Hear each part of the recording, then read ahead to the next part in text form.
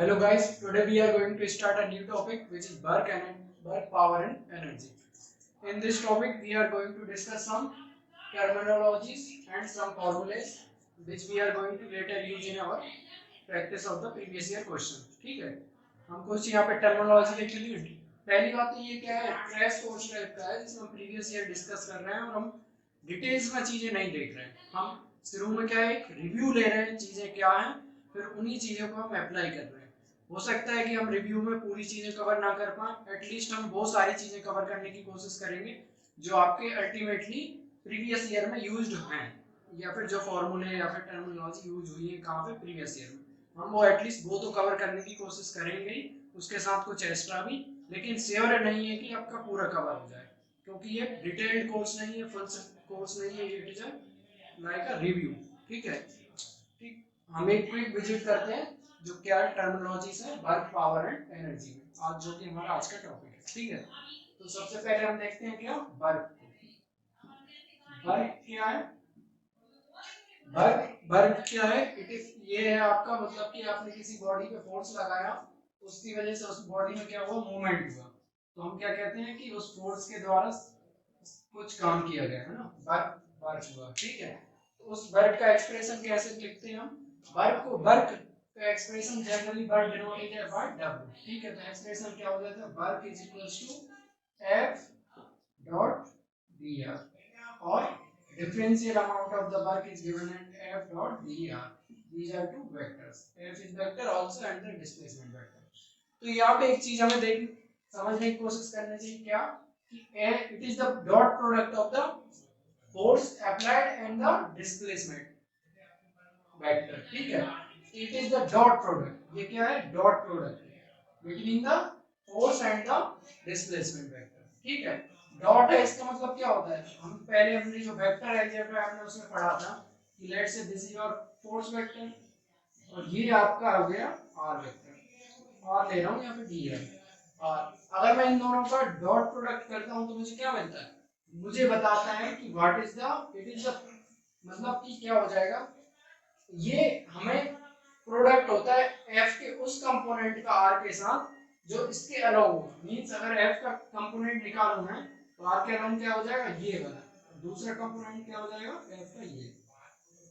तो ये हो जाएगा आपका एफ अलाउ आर, और ये other component let's say F F dash. ठीक है, तो इन दोनों का प्रोडक्ट क्या हो जाएगा, F dot are. Means dot product क्या रिप्रेजेंट कर रहा है आपका, it is the product of the magnitude of these two vectors, but इस डायरेक्शन में f को लेंगे हम along the r, या फिर हम उल्टा कह सकते हैं क्या, कि डिस्प्लेसमेंट वेक्टर का product with the velocity force vector में displacement vector taken along this force. इसके अलोंग हम फोर्स जो r का कंपोनेंट होगा f के अलोंग, उसका प्रोडक्ट कर देंगे f के साथ, तो हमें मिल जाएगा वर्क. ये चीज आपको याद रखनी है. ठीक है, कई बार क्वेश्चन क्या होता है, एक एग्जांपल लेते हैं हम. जैसे क्वेश्चन में क्या है कि आपको बोल दिया कि ये आपका कोई इलिप्स का ये आपका पार्ट है. ठीक है, ये it is a part of ellipse. ठीक है, इस पे एक कोई बीड जगह है या फिर बॉडी है ना, उसके एक क्या है, कंटिन्यूअसली एक ये इन दोनों एंड्स को जोड़ते हुए हमने ये को बना दी लाइन. ये लाइन क्या है, it is the hypotenuse of this triangle. ठीक है, इसका हाइपोटेन्यूज अगर हमको गिवन है हमें क्या, कि जो फोर्स लग रहा है ना इस पे, वो it is always along this hypotenuse, let's say this. तो आपको कह रहे हैं हमें कि हमने यहां से स्टार्ट किया, let's say this is your P, और क्यू तक मूव किया. ठीक है, तो total amount of the work कितना होगा, हमें क्या निकालना है. आपका बीड यहाँ पी से स्टार्ट करता है, it moves along this elliptical path और some part of this ellipse. ठीक है, इन फर्स्ट क्वाड्रेंट में इलिप्स का पार्ट दिया है. ठीक है, और उस पे पी से लेके क्यू तक मूव करता है ना, और फोर्स हमेशा किसके अलोंग होता है, इस हाइपोटेन्यूज के. तो हमें क्या निकालना है, कितना वर्क होगा. तो अब देखिए इसमें क्या होगा, दो तीन तरीके से सॉल्व कर सकते हैं. कैसे, फर्स्ट एग्जांपल देखते हैं और मैं आपको बताऊंगा कि ये अगर हमें पता है कि it is the product of the vector along the other vector, तो कितनी आसानी से कर पाएंगे. ठीक है, तो ये रहा आपका. तो इसको पहला क्या कर सकते हैं, आप एफ वेक्टर निकाल लीजिए, जो आप आसानी से निकाल सकते हैं, क्योंकि आपको मान लो ये एक्स लेंथ दी होगी, ये वाई दी होगी, तो आप इसका यूनिट वेक्टर निकाल लीजिए, उसमें f का मल्टीप्लाई कर दीजिए तो आपका टोटल f वेक्टर आ जाएगा। ठीक है, कैसे? हमने एक यूनिट वेक्टर निकाल लिया अलोंग दिस हाइपोटेन्यूज, इसके अलोंग एक यूनिट वेक्टर निकाल लीजिए, ठीक है, और उसमें f का मैग्नीट्यूड होगा उससे मल्टीप्लाई करिए तो आपका टोटल f वेक्टर आ जाएगा। और एक आप निकाल लीजिए position vector of this Beed in term of the equation of this ellipse, r आ गया, आप दोनों का डॉट प्रोडक्ट लीजिए, आपका वर्क आ जाएगा। लेकिन एक दूसरी मेथड आसानी से बताता हूं मैं, क्या होता है इसमें आपको f निकालना पड़ेगा, r निकालना पड़ेगा, लेकिन हमने पहले ही कहा क्या कि वर्क क्या होता है f डॉट dr, और f dot d dot product क्या रिप्रेजेंट करता है, हमें वर्क फोर्स का वो कंपोनेंट डिस्प्लेसमेंट के साथ मल्टीप्लाई करना जो उसके अलोंग हो, तो ये हमारा हो जाएगा। या फिर हम ऐसा कह सकते हैं कि डिस्प्लेसमेंट वेक्टर का वो कंपोनेंट हम फोर्स से मल्टीप्लाई कर दें जो उसके अलोंग है, तो भी मिल जाएगा। तो आप देखिए डिस्प्लेसमेंट वेक्टर ये हो गया आपका, सॉरी फोर्स वेक्टर ये हो गया f which is along the hypotenuse, displacement vector क्या होगा, ये आपका always will be along this elliptical path. ठीक है, तो आप क्या करिए इस इलिप्टिकल पाथ का हर जगह जो डिस्प्लेसमेंट हो रहा है उसका कंपोनेंट निकालिए अलोंग द f। आप जैसे ये रहा इसका कंपोनेंट ये, फिर इधर बढ़े फिर इसका कंपोनेंट ये, तो ऐसे करके देखेंगे जब आप डिफरेंशियल अमाउंट लेंगे तो जो डिस्प्लेसमेंट वेक्टर का कंपोनेंट आएगा वो क्या हो जाएगा, ये it will be the project, ये यहाँ पे इस पे प्रोजेक्ट करेगा, कहाँ पे, हाइपोटेन्यूज पे। तो आपको f दिया है, आप सिंपली हाइपोटेन्यूज की लेंथ निकालिए, f dot let's say d is the length of hypotenuse, f dot d करेंगे तो आपको मिल जाएगा क्या, work done in moving this block from here to here. ठीक है, ये आप निकाल सकते हैं। नहीं तो अगर आप पोजीशन वेक्टर निकालने बैठेंगे तो आपको एलिप्स की इक्वेशन भी चाहिए, बहुत कुछ चाहिए, लेकिन इसमें सिंपली आप हाइपोटेन्यूज निकाल लीजिए और डिस्प्लेसमेंट वेक्टर का component along this hypotenuse will be in direction of the f, तो वो आपको टोटल मिल जाएगा। तो ये f वर्क के बारे में बात कर ली, सिंपली आपको इसमें एक फार्मूला याद करना है f डॉट dr। ठीक है, f डॉट dr क्या था, differential amount of the work था, लेकिन हमें टोटल वर्क चाहिए तो क्या लिखेंगे, w equal to integration of f dot dr let's say 1 to 2, अगर हमने किसी चीज को 1 से लेके 2 तक मूव किया, ठीक है, तो हम क्या लेंगे उसका f डॉट dr कर देंगे तो आपको आ जाएगा क्या, what will be the work. ठीक है, ये हो गया एक्सप्रेशन फॉर द वर्क। अब हम देखते हैं कि वर्क वर्क क्या है, work is a scalar quantity, ये आप याद रखिए, और इसका यूनिट क्या हो जाएगा, फोर्स का यूनिट मल्टीप्लाई बाय दिस, ये आ जाएगा आपका न्यूटन मीटर, न्यूटन मीटर को हम क्या बोलते हैं, जूल।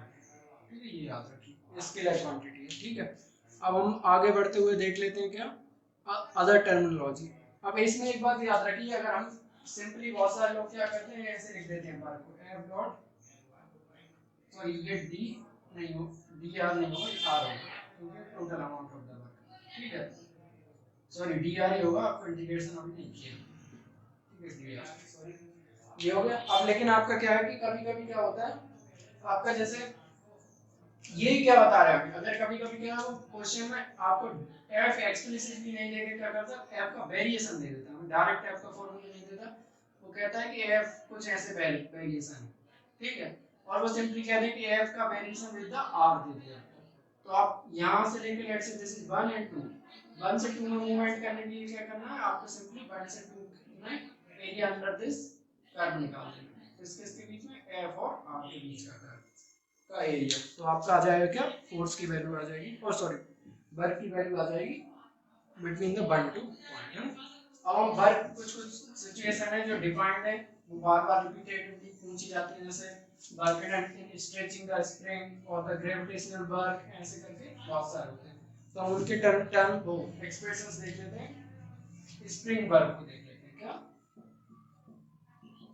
Spring work. ठीक है, ये स्प्रिंग वर्क को देखते हैं क्या होता है। अब आपका ले लिए लेट्स से ये आपका स्प्रिंग ले लेते हैं, जिससे आप हैंड लीजिएगा, ये आपका स्प्रिंग है, ठीक है, जो यहाँ पे एक हैंड पे अटैच है। ठीक, आपने स्प्रिंग में क्या किया, एक फोर्स लगाया F। ठीक है, हम स्प्रिंग का जो, अगर ये स्प्रिंग लीनियर है, लीनियर मतलब क्या हुआ, F is directly proportional to the extension of the spring. ठीक है, लीनियर स्प्रिंग, कैसी स्प्रिंग है, लीनियर बोलते हैं इसको। कोई स्प्रिंग जनरली लीनियर होती है, लेकिन कभी कभी हमें डिजाइन में ऐसा है कि वो क्वाड्रेटिक एक्सप्रेशन फॉलो, मतलब x के स्क्वायर में फोर्सिंग हो रही हो तो वो भी हो सकती है, लेकिन जनरली स्प्रिंग क्या होती है, लीनियर होता है। कई बार क्वेश्चन वो लिखता है लेकिन spring is linear. F is directly proportional to X, X को हटाएंगे, उस प्रोपोर्शनलिटी को हटाएंगे तो एफ आ जाएगा इक्वल टू के एक्स। के क्या है आपका स्प्रिंग कांस्टेंट, ठीक है।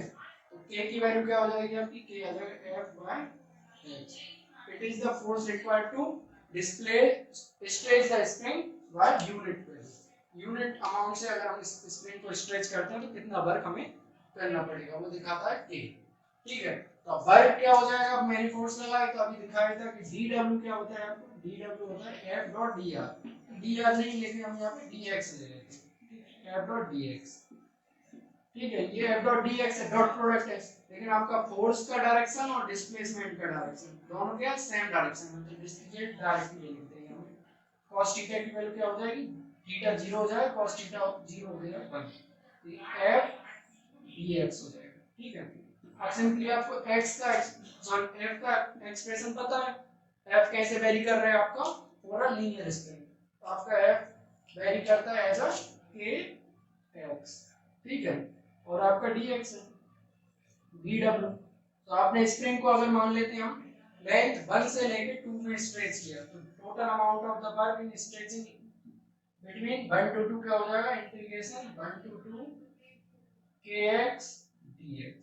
ये हो गया आपका वर्क कितना होगा। अब आपको सिंपली इसको इंटीग्रेट करके लिख देना, ये आ जाएगा half of k x² minus k x1, ठीक है। ये आपका एक्सप्रेशन आ गया किसके लिए, work done in stretching spring from length x1 to x2, ठीक है। ये आ गया आपका एक्सप्रेशन, ये लीनियर स्प्रिंग के लिए।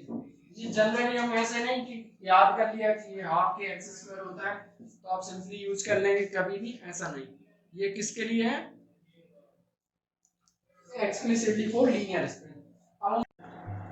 अब हम टाइप ऑफ फोर्सेस देख लेते हैं। ये वर्क पावर एनर्जी में एक कंसेप्ट होता है फोर्सिंग का, दो तरीके के फोर्सेस होते हैं। क्या एक्चुअली वो फोर्स नहीं होते हैं, वो क्या होता है, फोर्स फील्ड होती है। क्या होती है, फोर्स फील्ड, फोर्स फील्ड। दो तरीके की फोर्स फील्ड होती है, क्या क्या होती है वो, ये देखिए आप। एक होती है आपकी नॉन कंजर्वेटिव फोर्स फील्ड और दूसरी होती है कंजर्वेटिव। ये हो गई नॉन कंजर्वेटिव,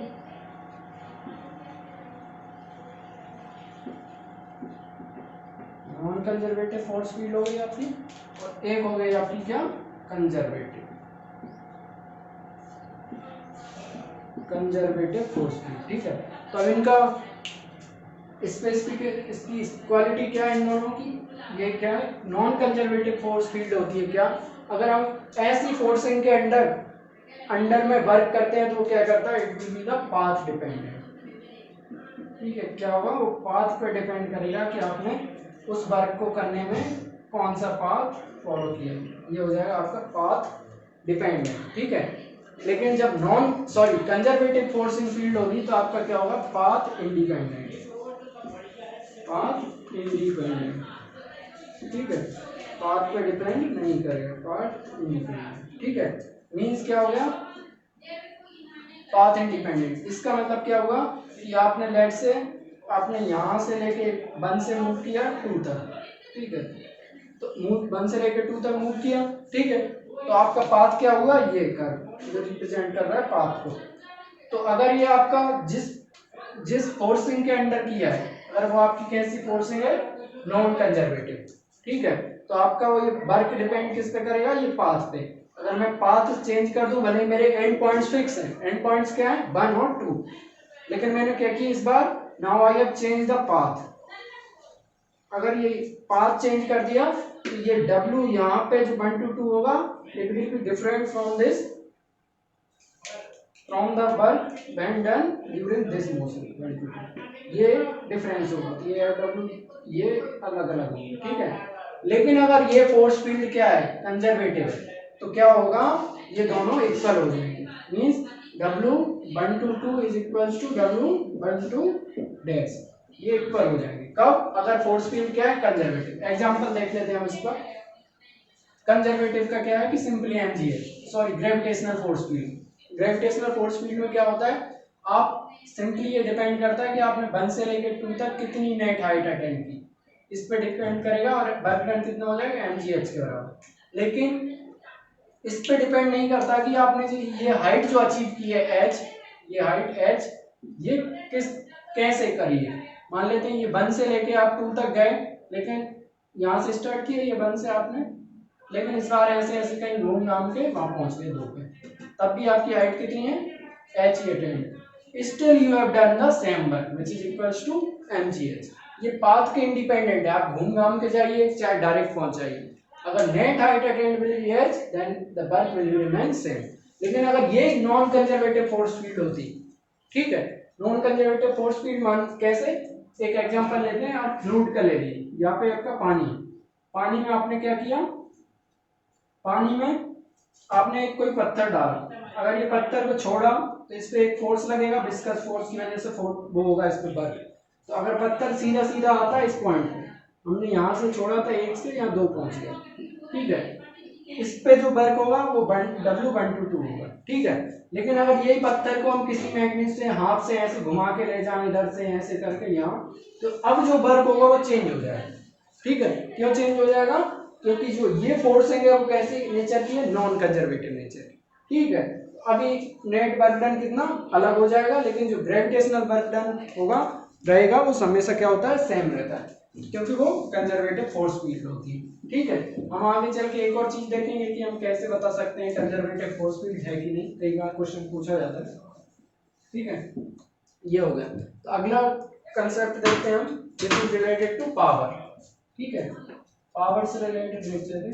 पावर क्या है, it is simply the rate of doing work means dw/dt, ठीक है।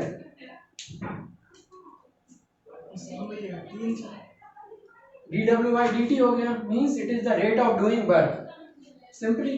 तो आपको वर्क का एक्सप्रेशन लिखना है, d/dt ऑफ वर्क क्या होता है आपका F.dr, ठीक है। dw की वैल्यू क्या होती है आपकी F.dr के बराबर, F.dr dw पर dt, ठीक है। ये हो गया। तो आप सिंपली क्या करिए, टर्म को यहाँ पे अलग अलग कर दीजिए, तो F.dr बराबर dt हो गए, ये आ जाएगा क्या F वेक्टर, ये वेक्टर डॉट dr/dt वेक्टर क्या होता है d वेक्टर के बराबर। तो पावर होगी आपकी, it is the dot product of the force and the velocity vector. अब देखिए यहाँ पे कोई कंसेप्ट आता है क्या, F.v है, F.v है means it is the product of the force vector with the component of velocity vector in direction of this force vector. और हम अगर इसको अलग तरीके से बोलना चाहें तो ऐसे भी बोल सकते हैं क्या, it is the product of the velocity vector and the component of force vector along this velocity vector, ठीक है। ये याद रखिए, कई बार हम क्या करते हैं, हमें एक्सप्लिसिटली इनके वेक्टर फॉर्म में नहीं दिया जाता और हम कंफ्यूज हो जाते हैं कि वेलोसिटी कहाँ है। तो आप सिंपली अगर एक कंपोनेंट पहचान पा रहे हैं जो कि f के अलोंग है v का, तो आप डायरेक्टली उसका उस कंपोनेंट से f का मल्टीप्लाई कर दिए, आपका पावर आ जाएगा। या फिर आप फोर्स का एक कंपोनेंट वेलोसिटी के अलोंग पहचान पा रहे हैं वो है, तो आप वेलोसिटी से मल्टीप्लाई कर दीजिए उसका, आपका आंसर आ जाएगा, ठीक है। तो ये F.v का ये डॉट प्रोडक्ट का ये कैरेक्टरिस्टिक है, वो यही दिखाता है, ये हमारी पावर का एक्सप्रेशन होगा। पावर का हम यूनिट की बात करें तो क्या हो जाएंगे, पावर हो गया, वर्क का यूनिट है जूल, टाइम हो गया एस सेकंड, तो ये होता है जूल पर सेकंड को हम बोलते हैं वाट, W और वाट, ठीक है, ये यूनिट हो गई पावर। आइए अब देख लेते हैं काइनेटिक एनर्जी के बारे में। तो काइनेटिक एनर्जी क्या है, it is the energy possessed due to the bulk motion, means body क्या है एज अ बल्क में मूव कर रही है, उसकी वजह से हम मैकेनिकल काइनेटिक एनर्जी की बात कर रहे हैं, ठीक है। मॉलिक्यूलर काइनेटिक एनर्जी होती है, उसके बारे में हम यहाँ पे डिस्कस नहीं करेंगे। जो मैकेनिकल काइनेटिक एनर्जी वो क्या है कि जब आपको मान लेते हैं जैसे एक कंटेनर है, इसमें अंदर जो मॉलिक्यूल्स होंगे उनकी काइनेटिक एनर्जी खुद की होगी, लेकिन हम क्या देखेंगे ये कंटेनर एज अ होल कितनी वेलोसिटी से मूव कर रहा है, उसकी वजह से जो काइनेटिक एनर्जी होगी वो क्या होगी, मैकेनिकल काइनेटिक एनर्जी, ठीक है। काइनेटिक एनर्जी होती है स्पीड की वजह से, लेकिन इंडिविजुअल्स मॉलिक्यूल्स की काइनेटिक एनर्जी होगी due to their random vibrations, but हम जो मैकेनिकल काइनेटिक एनर्जी की बात कर रहे हैं वो क्या है, एज अ बल्क जो कंबाइंड मैटर है या फिर जो हमारा सिस्टम है वो कितने वेलोसिटी से मूव कर रहा है वो आपकी हो जाएगी, let's say it is velocity v, then kinetic energy of this system will be given as half of mv square, where m is the mass, इस सिस्टम का मास कितना, ठीक है वो, और v स्क्वायर, ठीक है। ये हो गया आपका simple expression of for the kinetic energy. और काइनेटिक एनर्जी क्या हो गई, मैकेनिकल काइनेटिक एनर्जी आपकी हो गई ड्यू टू द वेलोसिटी, ठीक है, ये हो गया। अब काइनेटिक एनर्जी ये सिंपली, तो इसकी एनर्जी की यूनिट क्या होती है, जूल। इसके आप डायमेंशंस देख लीजिए, ऐसे करके जो यूनिट्स मैं बता रहा हूँ वो आप वहाँ पे उनके डायमेंशंस भी आप एक बार निकाल के देख लेंगे तो प्रैक्टिस में आ जाएगी, ठीक है। अब हम इसी के साथ काइनेटिक एनर्जी के साथ एक रिलेशन देखते हैं between the momentum and the kinetic energy. Let's say this is your momentum and the kinetic energy. तो मोमेंटम कैसे दिया जाता है आपका, हाफ v स्क्वायर, सॉरी ये होता है half M v square kinetic energy, ठीक है। मोमेंटम होता है आपका एम बी के बराबर, ठीक, ये हो गया। तो अब हमको क्या करना है, एक जनरल इन दोनों में क्या करना है, रिलेशन डेवलप करना चाहते हैं। तो क्या होगा, काइनेटिक एनर्जी को लिखिए यहाँ पे half of M v square, ठीक है, ये हो गया। इसको 1/2 किया, एम से डिवाइड और मल्टीप्लाई किया, ये एम स्क्वायर हो जाएगा, ये v स्क्वायर हो जाएगा, ठीक है। तो एम v की वैल्यू क्या आ जाएगी, p के बराबर, तो p स्क्वायर बाय 2m, ये किसके बराबर आ गई, मोमेंटम के बराबर, सॉरी काइनेटिक एनर्जी के बराबर। काइनेटिक एनर्जी आ गई आपके किसके, मोमेंटम के टर्म, ठीक है, ये हो गया। और अगर हम चेंज करके लिखना चाहें क्या, मोमेंटम को लिखना चाहते हैं काइनेटिक एनर्जी के टर्म में, तो क्या आ जाएगा, p is equals to half of, तो p is equals to 2mp का mp काइनेटिक एनर्जी का स्क्वायर रूट, ये हो जाएगा आपका मोमेंटम का expression in terms of the kinetic energy, ठीक है। तो ये आपको कभी कभी अभी हम उसमें देखा था, जैसे कि हमने क्या कॉलिजन एंड मोमेंटम में, कि p के एक्सप्रेशन से हमने लॉस इन काइनेटिक एनर्जी आसानी से निकाल पाए थे, क्योंकि आपका वो कॉलिजन किसी भी टाइप का हो लेकिन उसमें मोमेंटम तो एटलीस्ट कंजर्व रहेगा, तो आपको p हमेशा सेम हो गया, उसकी वजह से मास में जो डिफरेंस आ रहा है वो साथ मूव कर रहे हैं, क्या कर रहे हैं, तो जो कंडीशन के अकॉर्डिंग हम रख दिए थे और आपका आसानी से लॉस निकल आया था। तो ये कभी कभी आप हमें एक्सप्रेशन बहुत सहायता करता है, तो इसको भी याद रखिए कि p square by 2m is equals to the kinetic energy in term of the momentum, ये हो गया। तो अब अगर हम ये क्या कर लेते हैं, वर्क एनर्जी प्रिंसिपल पे काम कर लेते हैं, वर्क एनर्जी प्रिंसिपल। तो वर्क एनर्जी प्रिंसिपल क्या कहता है, वर्क एनर्जी प्रिंसिपल कहता है आपका कि जो आपने वर्क किया, ठीक है, इट विल बी स्टोर्ड और it will get manifested in form of the increase और the decrease in the form of in the kinetic energy. या तो ये आपका जैसे वर्क किया है आपने तो आप किसी भी सिस्टम की काइनेटिक एनर्जी को बढ़ाएगा, या फिर वर्क वर्क उसने एक्सपेंड किया है तो क्या वो अपनी काइनेटिक एनर्जी डिक्रीज हो जाएगी। ये इंटर रिलेशन है, ठीक है, क्योंकि हमें पता है कि टोटल एनर्जी कंजर्व्ड है, तो वर्क किया हमने तो एनर्जी कुछ दी, उतनी ही क्या होगी उसकी काइनेटिक एनर्जी में इंक्रीमेंट हो जाएगा, ठीक है। तो ये हो जाएगा वर्क एनर्जी प्रिंसिपल कहलाता है, ठीक है। या फिर काइनेटिक एनर्जी डिक्रीज हो गई है तो क्या होगा, उतना अमाउंट ऑफ वर्क हमने कहीं क्या कर दिया होगा, एक्सपेंड कर दिया होगा, ठीक है। तो ये वर्क एनर्जी प्रिंसिपल होता है। इंटर रिलेशन हम देख लेते हैं सिंपली, आपको जनरली आप कहीं भी पढ़ रहे होंगे तो वो आपको कह देता है कि वर्क, लेट से डब्ल्यू वर्क होगा तो ये किसके बराबर होगा, change in kinetic energy, change in kinetic energy होगी half M v2 square minus v1 square, ये आपकी इनिशियल, ये फाइनल, और ये change in kinetic energy equals to the change in kinetic energy. ये ऐसे करके दिखा दिया जाता है सिंपली, लेकिन हम यहाँ क्विकली देख लेते हैं कि ये रिलेशन कैसे आता है, ठीक है। अब यहाँ देखिए आप, वर्क इज गिवन एज और the small amount of the work is given as dw is given as the f dot dr, ये आपको पता है f डॉट dr से दिया जाता है वर्क, ठीक है, f डॉट dr हो गया। अब हम क्या करते हैं, f को कैसे लिख सकते हैं, mass into acceleration vector into dr, ये लिखा जा सकता है, ठीक है। ये किसके बराबर आ गया, dw के बराबर, dw आपका क्या होगा, m है dr, ठीक है। अब ये काम करिए, अब हम इस उस केस के लिए बात कर रहे हैं क्या, जिसमें एक्सेलरेशन और एंड आपका जो डी आर है वो क्या है, सेम डायरेक्शन में, ठीक है। जिस डायरेक्शन में एक्सेलरेशन है उसी डायरेक्शन में डिस्प्लेसमेंट है। इस केस के लिए क्या हो जाएगा आपका, ये dot product simply reduces to the product, तो क्या हो जाएगा M A D R is equals to the D W, ठीक है।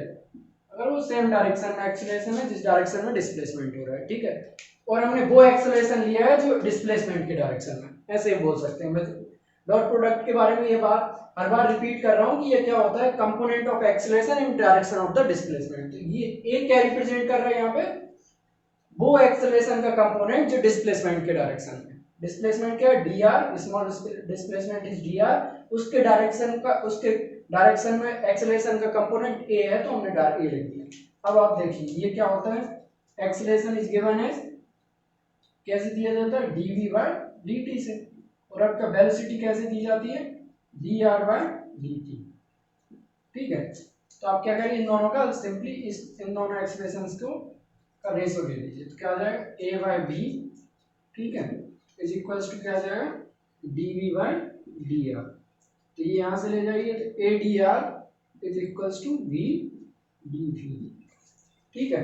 तो ये सेम डायरेक्शन वाली बात कर रहे हैं, तो हम एक कंपोनेंट क्या dr के डायरेक्शन में कंपोनेंट है, तो जो इंक्रीज इन वेलोसिटी आएगा वो भी किस डायरेक्शन में आएगा, अलोंग द डिस्प्लेसमेंट।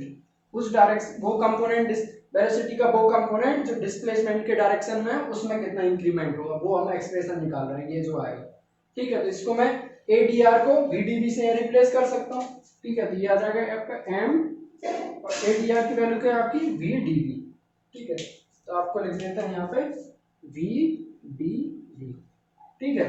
ये हो गया आपका dw की वैल्यू। अब आपको total amount of the work let say w किया आपने, तो w is equals to integration between 1 to 2 mv dv, ठीक है। इंटीग्रेशन करिए सिंपली क्या हो जाएगा, half of m limit 1 to 2 लिख दीजिए v स्क्वायर बाय 1 से 2, तो वही सिंपली आ जाएगा, क्या जल्दी से कर लेते हैं, half of m v 2 square minus v 1 square, ठीक है, ये आ गया। तो ये आपका चेंज इन काइनेटिक एनर्जी आ गया due to the work done, तो ये एक्सप्रेशन यहाँ से मैच कर रही है। तो यही होता है वर्क एनर्जी प्रिंसिपल। ये मैंने थोड़ा क्विकली आपको करके भी दिखा दिया कि कैसे आपको करना है, ठीक है। इसके बाद हम पोटेंशियल एनर्जी के बारे में बात कर लेते हैं।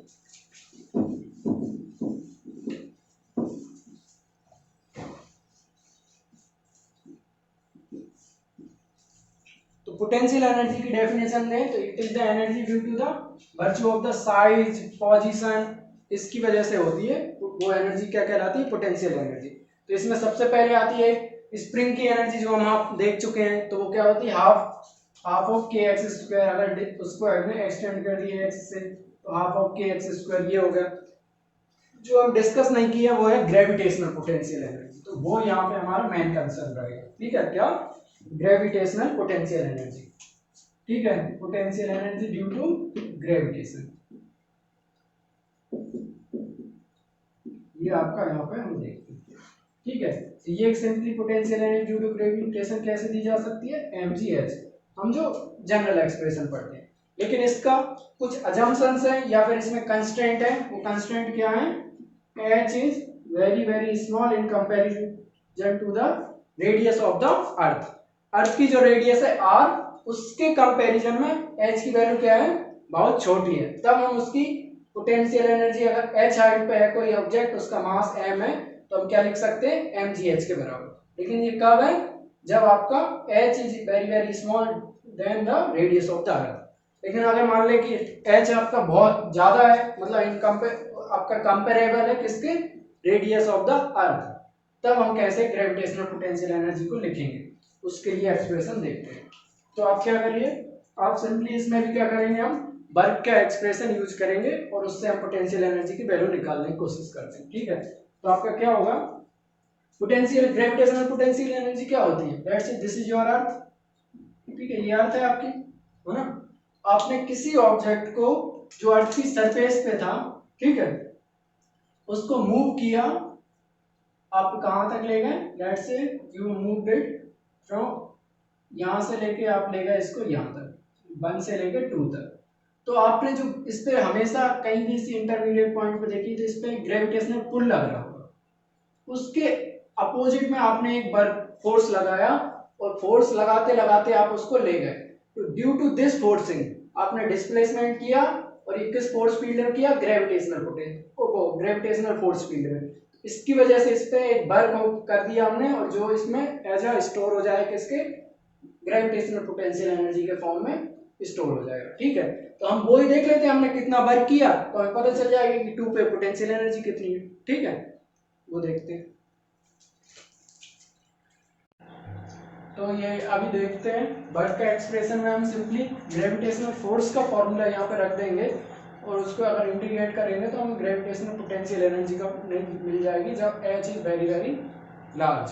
ठीक है, तो dw अगर हम छोटा सा डिस्प्लेसमेंट करते हैं वर्क इस लेट से दिस योर आपका ऑब्जेक्ट है, उसको आपने dr डिस्प्लेसमेंट किया उसमें दिया उसको, तो कितना वर्क होगा और क्या फोर्सिंग होगी, तो क्या हो जाएगा F डॉट dr।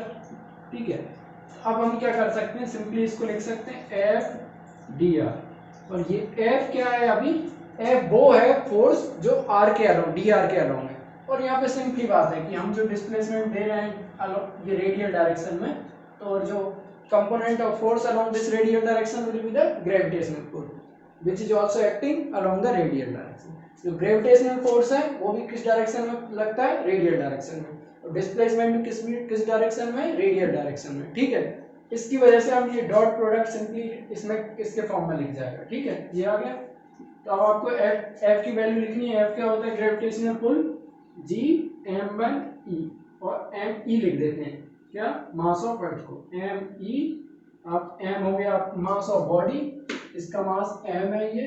ठीक है, e y r स्क्वायर, किसी इंटरमीडिएट r की बात कर रहे हैं, ये टोटल डिस्टेंस है, r रेडियस नहीं है अर्थ की, क्या है, सेंटर से डिस्टेंस है r, डिस्प्लेसमेंट दिया हमने छोटा सा कितना, dr के बराबर।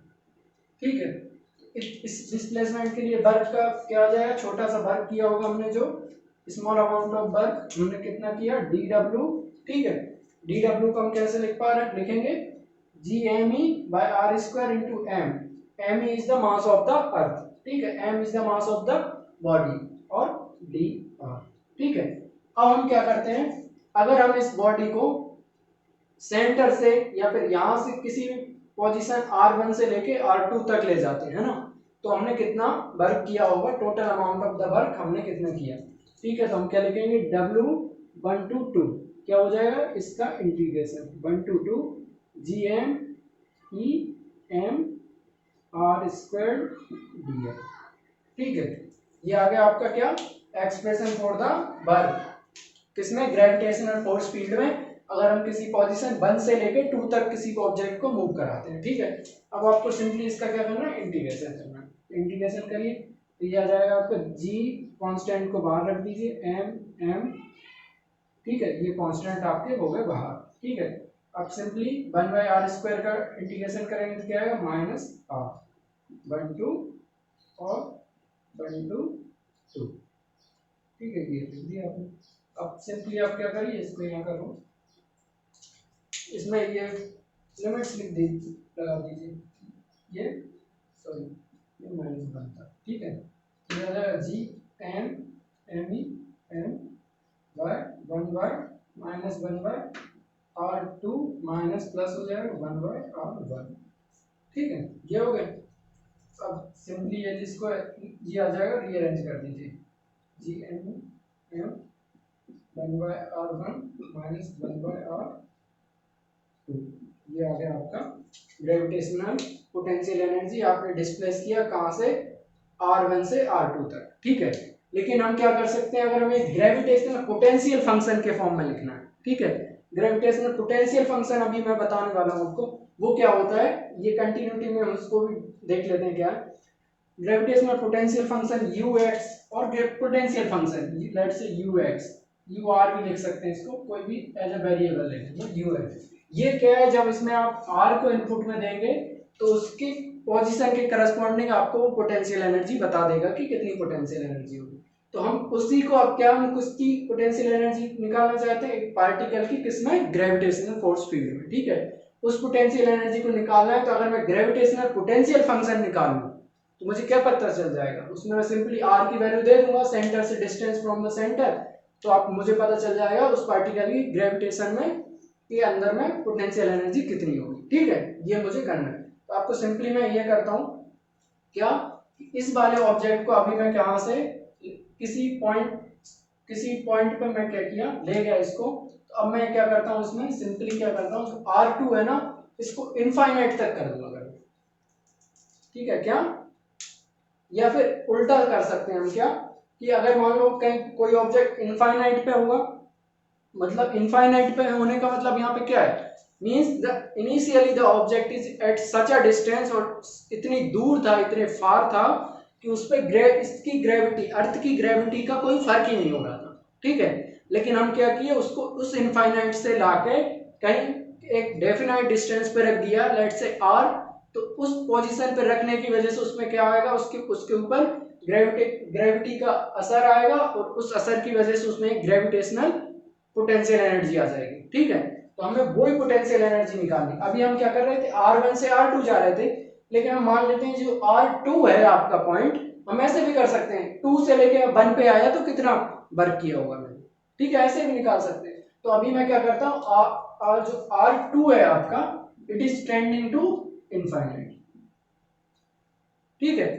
R2 आपका क्या होगा, टेंडिंग टू इनफाइनाइट, और किसी पॉइंट R1 पे आप आके ला के रख देते हैं उसको, तो आपने कितना वर्क किया होगा, ठीक है, ये हो गया। तो आपको सिंपली क्या करना है, R2 से लेके 1 पे लाए, उस एक्सप्रेशन में इसमें रख देना है। तो अब यहाँ पे जो था, ये लिमिट्स चेंज हो जाएंगी, सिंपली जो एक्सप्रेशन रहेगा आपका वही रहेगा, इधर मैं इसको रख कर देता हूँ, पोटेंशियल फंक्शन के फॉर्म में लिखता हूँ। अभी लिमिट्स क्या हो जाएंगी, ये अभी आपका उसके लिए लाए थे कि 1 से लेके 2 तक ले गए थे, अभी हम क्या, GME m माइनस 1/r लिख लेते हैं, रेज़ टू पावर 1 की जगह, -1 की जगह, ये आपका होगा 2 से लेके 1 पे जाना, 2 क्या है आपका, 2 है r is tending to infinite, ठीक है, आ रहा है ना समझ में इतना, ठीक है, r is tending to infinite, ठीक है। तो इसमें रखिए अब, तो ये आ जाएगा GMME, ये अलग चीज थी, ये क्या था, हमने work done moving between the finite distances R1 and R2, लेकिन इसमें R जो 2 है वो कितना इनफाइनाइट है, और हम 1 पे लाके अगर उसको इनफाइनाइट से कहीं, इनफाइनाइट इधर कहीं होगा बहुत दूर, जब इस ग्रेविटी का इन्फ्लुएंस उस पर खत्म हो चुका होगा पार्टिकल, उस डिस्टेंस को हम क्या कहते हैं, इनफाइनाइट, ठीक है। तो उससे लाके मैंने कहीं से डिस्टेंस 1 पे प्लेस कर दिया, ये 1 सरफेस पे नहीं कहीं भी हो सकता है, ठीक है। तो उस पे प्लेस करने की वजह से उसमें आप ग्रेविटेशन पोटेंशियल एनर्जी कितनी आएगी वो देख रहे हैं, ठीक है। ये आ जाएगा आपका माइनस, इसमें क्या लिखेंगे, 1 माइनस R1 प्लस 1/R2, लेकिन क्या है मेरा, जो R2 है वो टेंडिंग टू इनफाइनाइट हो रहा है, ठीक है, और मेरा R1 जनरल की जगह हम सीधा R लिख देते हैं, 1 क्या है, कोई भी डिस्टेंस R पे, ठीक है।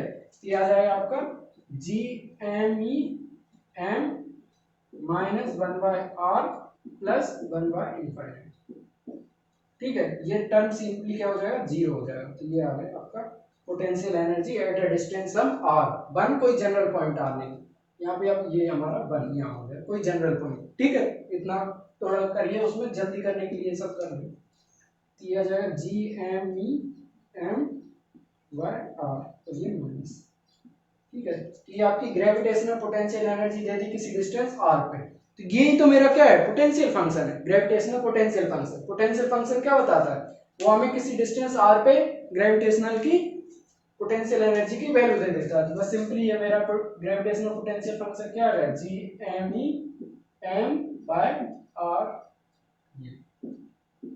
ये हो गया आपका ग्रेविटेशनल पोटेंशियल एनर्जी फंक्शन।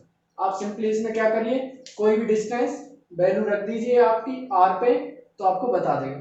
अब ये वाली चीज हम इससे निकाल सकते हैं आसानी से, क्या करिए, आपको चेंज निकालना है तो आप R1 पे निकाल लीजिए, पोटेंशियल एनर्जी कितनी होगी, R2 पे निकाल लीजिए, आप 2 पे ले गए, फाइनल माइनस इनिशियल करिए, तो आपको चेंज इन पोटेंशियल एनर्जी पता चल जाएगी, जो कि एक्सप्रेशन इससे मिली थी।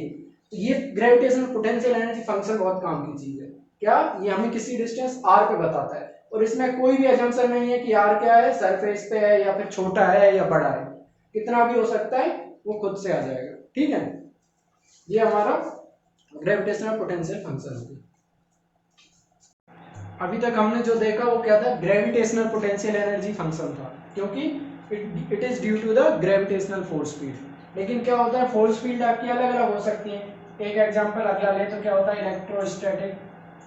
इलेक्ट्रोस्टैटिक फोर्स फील्ड होती है आपकी।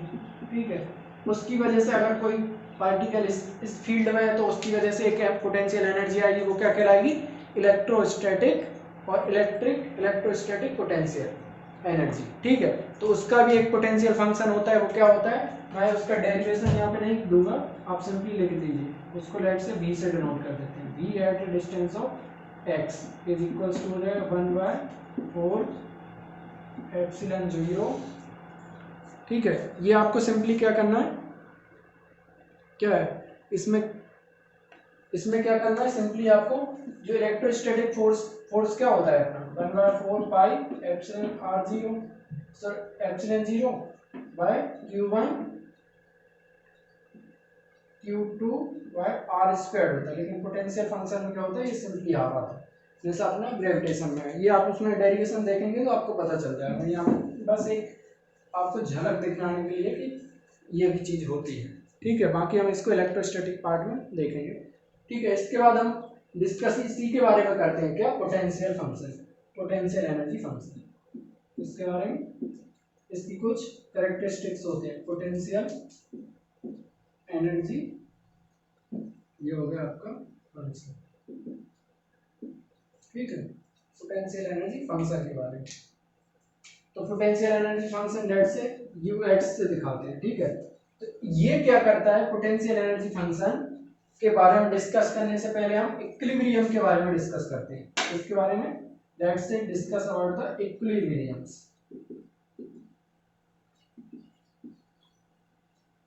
ठीक है, इक्विलिब्रियम, तो इक्विलिब्रियम क्या होता है आपका, जब बॉडी पे नेट फोर्सिंग और द समेशन ऑफ फोर्सेस क्या हो, जीरो हो जाए, no net no external force लग रहा हो। ठीक है, तो अब इसके क्या होता है, इक्विलिब्रियम क्या होता है, दो तीन तरीके का होता है, देख लेते हैं कि किस किस तरीके का होता है। एक पहला इक्विलिब्रियम होता है स्टेबल इक्विलिब्रियम, दूसरा होता है अनस्टेबल इक्विलिब्रियम। ठीक है, तो एक और इक्विलिब्रियम होता है, क्या कहलाता है वो, न्यूट्रल। कैसा इक्विलिब्रियम, जो न्यूट्रल है। तो इसमें हम समझने की कोशिश करते हैं कौन कैसा, इनको मतलब देखते हैं कौन क्या रिप्रेजेंट कर रहा है। ठीक है, तो क्या होता है, इसको मैं एक ग्राफ से आपको दिखाने की कोशिश करता हूँ, ये आप विजुअलाइज कर पाएंगे कौन सा इक्विलिब्रियम क्या रिप्रेजेंट कर रहा है। ठीक है, अब देख लेते हैं, ये हमारा एक कोई कर्व है या फिर हिली एरिया है, उसमें ऐसे हिल्स बने हुए हैं। ठीक है, हम उसमें कहीं किसी बॉडी को ला के रख देते हैं। तो जो मेरा पहला है, पहली बॉडी है, मैंने उसको कहाँ रख दिया, इस हिल के टॉप पे रख दिया, लेट्स से हियर, यहाँ रख दिया। ठीक है, जबकि दूसरी बॉडी को कहाँ रखा, एक को यहाँ उठा के रख दिया, तो एक तीसरी को यहाँ रख दिया। अब एक बात बताइए मुझे आप, अगर मैं जो पहली है, इनको नाम दे देते हैं, ये फर्स्ट, ये सेकंड, ये थर्ड। ठीक है, अब मुझे ये बताइए, अगर मैं पहली को थोड़ा डिस्टर्ब करूं, मतलब जो इसकी इक्विलिब्रियम पोजीशन है बिल्कुल ये टॉप पे जाके मैंने आराम से रख दिया, बैठ गया, ये बैठा है आराम से, कोई मूवमेंट नहीं हो रहा, no net acceleration means it is in equilibrium. ठीक है, लेकिन अगर मैं इसके इक्विलिब्रियम पोजीशन के अबाउट इसको थोड़ा भी डिस्टर्ब करूं, तो क्या ये अपने इक्विलिब्रियम पोजीशन को रिटेन करेगा या फिर उसको मेंटेन कर पाएगा, नहीं कर पाएगा, एब्सोल्युटली नॉट। क्यों, जैसे ही मैंने इसको थोड़ा भी इधर उधर डिस्टर्ब किया, इधर किया इधर किया, ये इसका इक्विलिब्रियम कंप्लीटली डिस्ट्रक्टिवली क्या हो जाएगा, डिस्टर्ब हो जाएगा, और एकदम ये गिर जाएगा। मतलब हिल्स के इधर भी जा सकता है उधर भी जा सकता है, डिस्टर्बेंस पे डिपेंड करेगा। लेकिन हम तीसरे बॉडी के बारे में करें, अगर मैं इसको थोड़ा सा डिस्टर्ब करता हूँ इधर उधर, तो ये क्या करेगा, अपना पोजीशन तो चेंज कर लेगा, लेकिन क्या करेगा, अपना इक्विलिब्रियम को क्या करेगा, रिटेन करेगा।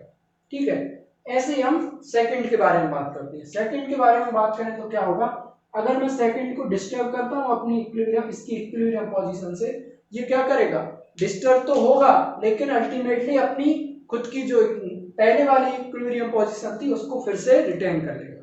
तो ये इसकी खासियत है। तो आप इससे इतने से ही अंदाजा लग गया होगा कि कौन सा इक्विलिब्रियम कौन सा होता है। तो स्टेबल कौन सा रहेगा, 2, जो अपने डिस्टरबेंस के अंडर भी अपनी इक्विलिब्रियम पोजीशन को फिर से अटेन कर लेता है, तो वो किसके करस्पॉन्डिंग हो रहा है, इसके टू के। आप एक फील्ड ले लीजिए कि कौन सा आ रहा है, फिर हम देखेंगे पोटेंशियल एनर्जी फंक्शन कैसे हम बता सकते हैं कि कौन सा इक्विलिब्रियम किसके करस्पॉन्डिंग होगा। ठीक है, तो अनस्टेबल कौन सी कंडीशन में है, 1 में, और न्यूट्रल कौन सा है, 3।